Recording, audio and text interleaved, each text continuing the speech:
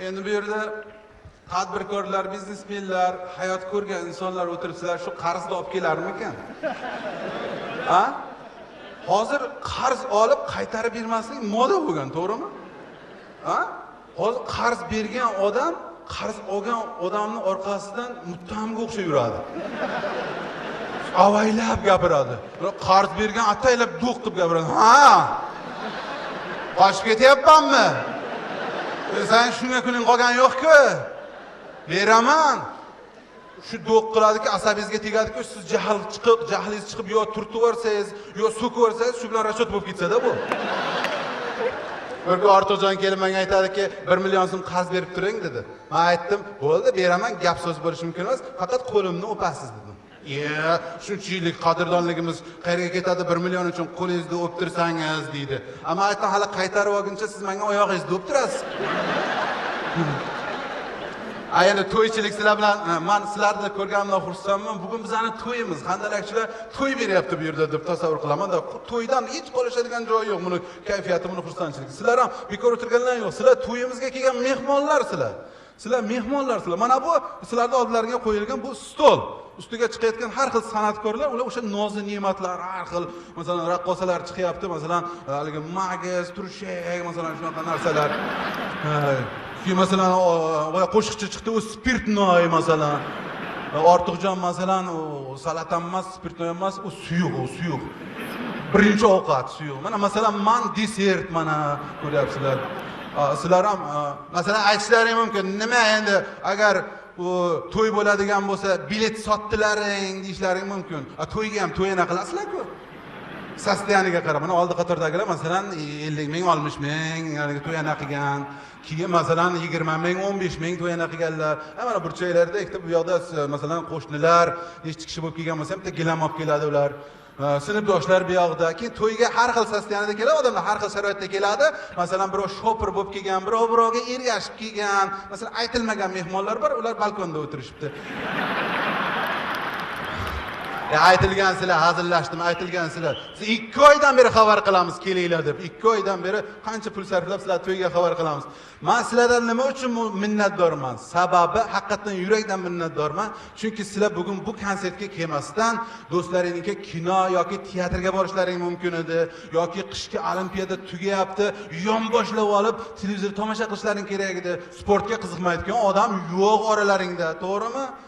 Sport deganda, masalan, sportni eng ko'p odam qiziqadigan turi qaysi? Futbol. Otangizga rahmat. Futbol muxlislari hozir tayyor turinglar, menga bitta javob beraverasizlar. Ovoz chiqarib. Tak. Barsani muxlislari bormi? Men ham Bunyodkorda muxlisiman. Nasafda muxlisiman, Paxtakorda muxlisiman, Dinamoni muxlisiman, O'zbekiston terma jamoasining muxlisiman. Masalanda, meni albatta bojam bor. Bojam oilaviy muxlis futbolga. O'zi ham qiziqadi, o'g'li ham qiziqadi, qizi ham qiziqadi. Shog'i yetmaganda endi xotini ham qiziqadi. Hamma xotinlar masalan gapda o'tirganda, bir suhbatlashayotganda masalan qudam mebelni yomon qildi.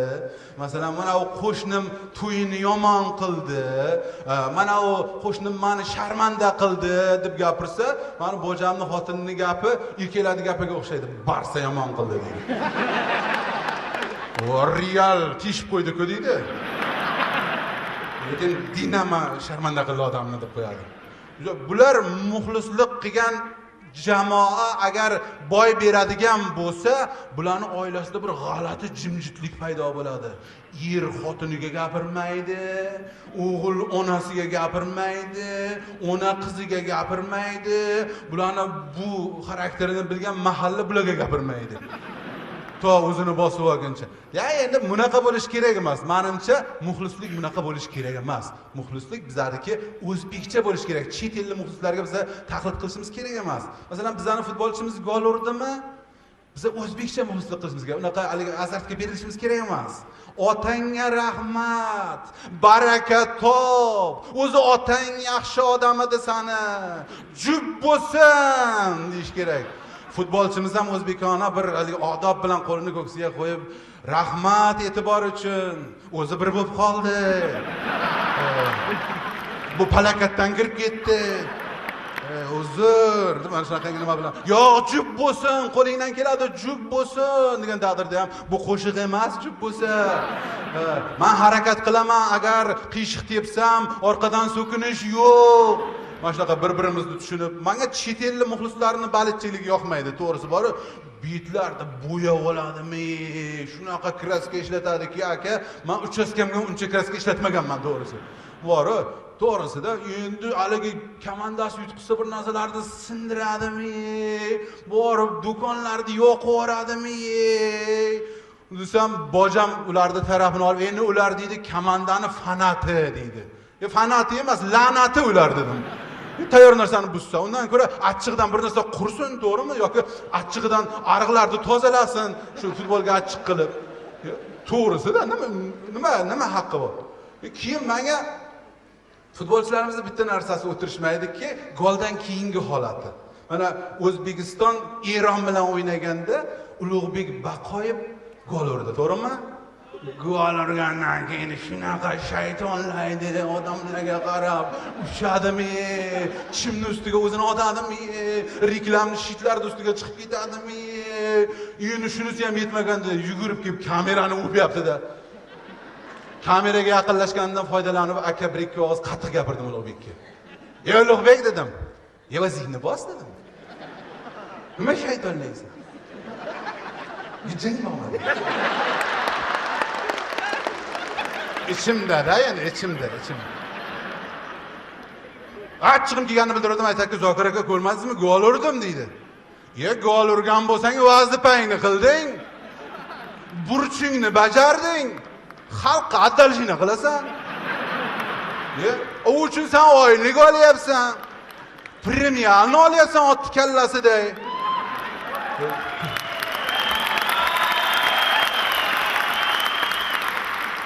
Desam yana bojam aralashadiki, endi deydi, buni sababi bor. Nima sababi desam, Ulug'bek 2 yil deganda bitta gol urdi deydi. Bularning ichida 3 yildan beri gol urmaganlar bor. Ular gol ursa, u yuragi yorilib o'lib qolish kerakmi? Yo, odob bo'lsin. Menga bitta futbolchimizning goldan keyingi holati yoqdi. Masalan, O'zbekiston Koreya bilan o'ynaganda Akmal Shorahmedov. Uchmadi ham. Shaytonlamadi ham. O'zini yerga otmadi ham shu bola. Yo, komandadoshlarni bezovta qilib kallasini bunaqa qilgani yo'q. Bir o'zini nishonladi. Uni haqida ko'pchilik nishonlamadi. O'tirdi. Qo'lini peshonasiga qo'ydi. Bir narsalarni o'qidi-da, chuqur nafas olib, chimga bitta tfu dedi-yu. Ketdi. Yana gol urgani.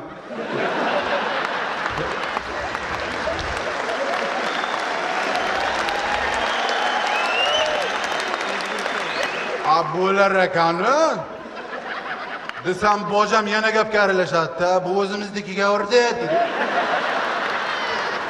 O'zimiznikiga uradimi, begonanikiga uradimi, zato urdi. Mujik ekan, erkak ekan. Urdi. Menga kimga gol urgani muhim emas, goldan keyingi holat muhim. Shaytonlaydi. Desam, endi nishonlaydi-da, ishini deydi, nishonlaydi. Bo'lmasa bizga boshqa kasbdagilar ham kelishib olaylik, bizlar ham nishonlaylik, bo'lmasa o'sha ishimizda, o'sha natijasi bo'lgan paytda nishonlaylik. Futboldan ham qiyin kasblar juda ko'p. Mana masalan, shofyorlik kasbi ham qolishmaydi. Juda shopirlarga qiyin, yo'l azobi, go'r azobi deb xalqimiz bekorga aytmagan. Mana masalan tasavvur qilinglar, Surxondaryoni Sariosiyo degan joydan Nexia'chi 4 ta odamni olib 8 soat, 10 soat ikkita tog'dan o'tib, olib kelib, ipodromni bozorining yoniga tushiradi. Shu ham shart mashinani qulflab nishonlasin, uchsin bunaqasi.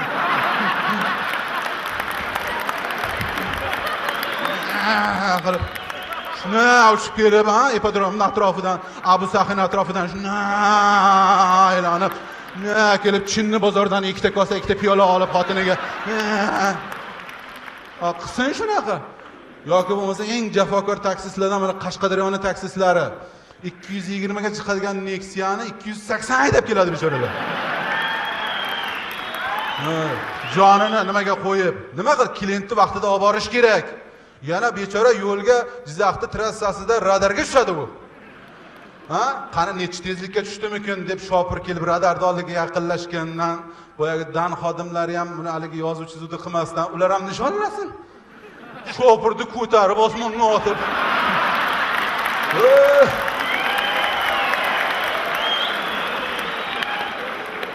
Yüzdan oshma, yuzda yur, yuzda yur. Yuzdan oshma. Bu ham tepadan gap bo'shyapti. Nechaklat? Nechaklat? Nechinchi tushishingiz? Bu ikkinchisi. Adubul muallifi bo'libsiz. Rahmat. Rahmat. Shunaqa bo'ladi. Yoki bo'lmasa eng erkaklarda eng erkagi qiladigan kasblardan masalan qassobchilik. Hamma ham qila olmaydi erkak bo'lgani bilan buni.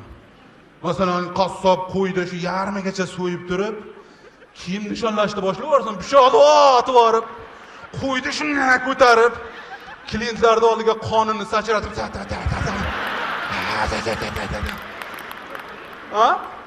shunaqa qilsin. Mayli, san'atkorlar o'tirishdi. San'atkorlar nima qiladi endi? San'atkorlar mana masalan Ozodbek Nazarbekov 30 seansdan konsert berdi mana shu yerga. Shu bola 18 soatdan 20 soatgacha ishlaganini guvohi bo'lganman to'g'risi. U ham masalan hech bo'lmasa 30-seans tugagandan keyin kostyumni yechib, otib borib, kelib sahnani birinchi planiga qorni bilan shunday otsin. Raqqosi ham 30 kunlikdan keyin oddiqqa chiqyapmiz, u ham xursandchilikdan ustidan ko'ndalanga tashlasin. Buni ustidan Alisher Fayz tashlasin. Bularning ustidan 14 ta muzikant, mana Ilyos akam, Habi akamlar tashlasin ustidan. Igor Iyos mikrofonchi ham tashlasin. Shunaqa bo'ladi. Yoki bo'lmasa yana ko'p mehnat qiladigan san'atkorlardan ustoz san'atkor Abduhoshim aka Ismoilov. Arang, urung muzikani tugatgandan keyin nishonlasin. Bitta kamonini o'pib, bitta skripkani o'pib yugursin, xalq ishiga qarab mana shunaqasiga. Orqasidan Zulayxa Boyxonova yugursin.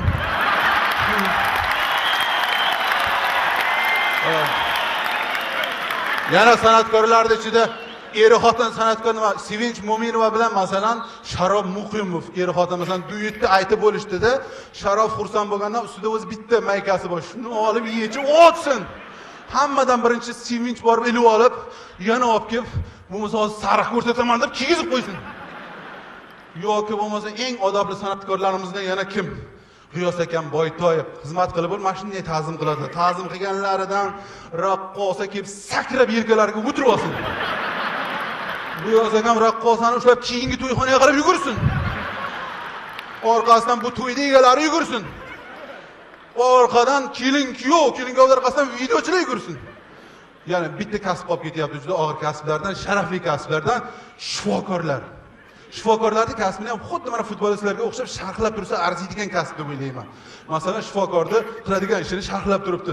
Mana qishloq medpunktining medbrati Abduqahhor Samadov bemorni tomiriga aniq ukol urib, hammani xursand qildi desin. Yoki bemorni dummasini aniq 3 marta nishonga olib, xit-trikka erishdi desin. Yana bular hammasi hazil. Ozgina bo'rttirdim, eslaringizda qolsin deb. Lekin bular hammasi hazil nima uchun? Futbolimiz uchun. O'zi futbol muxlislari shu yerda qanchalik birgalashib, futbol jonkuyarlari bilan birgalashib, jamoamizni qo'llab-quvvatlab, yutqizgan kunida ham, yutgan kunida ham qo'llab, niyatimiz 2018-yilda jahon chempionatiga birga boraylik. Rahmat. Rahmat.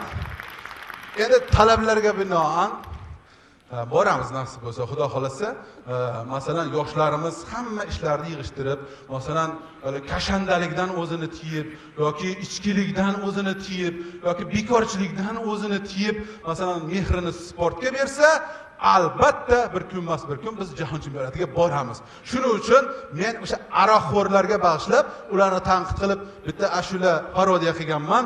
Ustoz san'atkor Bobomurod Hamdamovning qo'shiqlariga buni eshitib o'zlari ham yuqori baho berdilar. Shuni men sizlarga ilinmoqchiman, ruxsatlaringiz bilan. Marhamat. Uzundan bir şerfe gelir.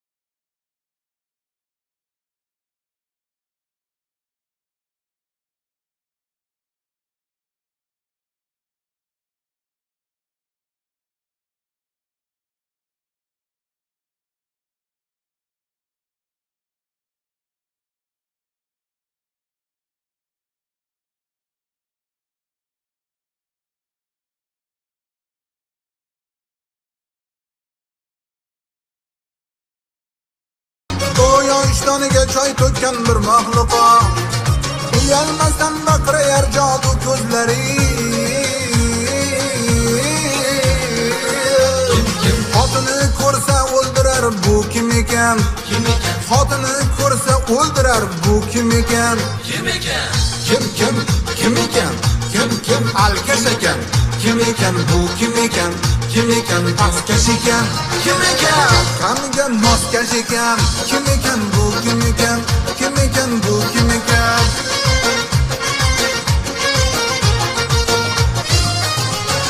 boqqan kular basharasin pardozdan ajablanar betini buzgan oshnasidan yonginamdan o'tib ketdi bir kekri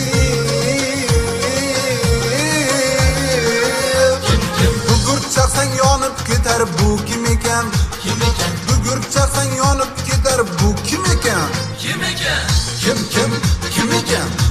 kim alkash ekan kim ekan bu kim ekan pastkash ekan kim ekan qamiga moskash ekan kim ekan bu kim ekan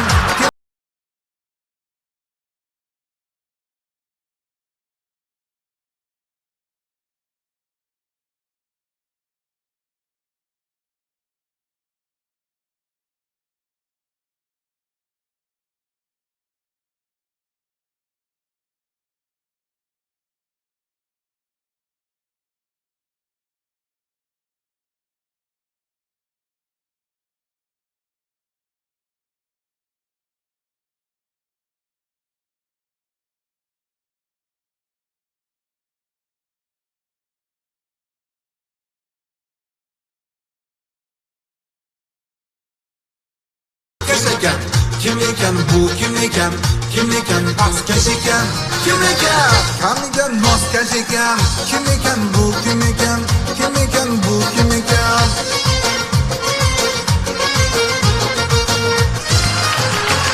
balki bir bechorani bezgit yori aroqlar ichilib ketgan nomusori me'yorni bilmagan inson xori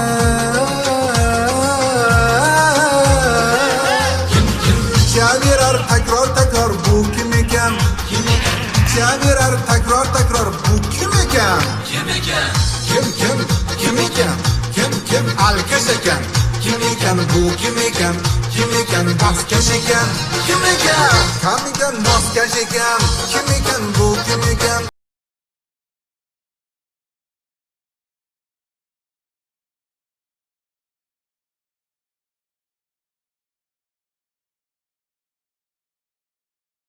Birimiz Nodir Hayitov.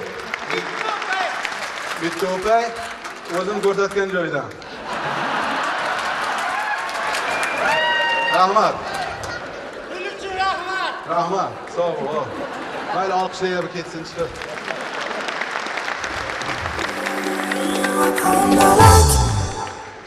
Azlar biz hazillashamiz, to'g'ri tushunasizlar. Bular ko'p hazil gaplarimizda hammasi hazil. Faqat ko'ngilni ko'tarish uchun.